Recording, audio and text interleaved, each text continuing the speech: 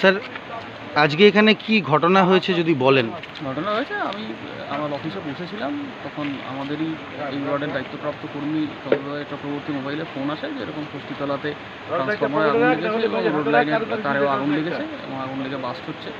তখন আমি ওদের নিয়ে সঙ্গে সঙ্গে ঘটনাস্থলে আসি। ঘটনাস্থলে এসে ইলেকট্রিক অফিসের সাথে যোগাযোগ করি, আমাদের স্টেশন ম্যানেজার অঞ্জন ব্রহ্ম সাহেবকে জানাই। অঞ্জন ব্রহ্ম সাহেব জানানোর সঙ্গে সঙ্গে তিনি 6 থেকে 7 মিনিটের মধ্যে সার্ভিস গাড়ি পাঠান।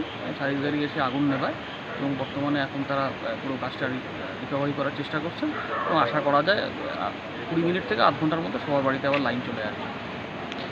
মোটামুটি এলাকাবাসী বিপদমুক্ত বলা যায়। হ্যাঁ, মোটামুটি এলাকাবাসী বিপদ। স্যার, এটা হালিশহর কত নম্বর ওয়ার্ডের ঘটনা হয়েছে? 6 নম্বর ওয়ার্ডে।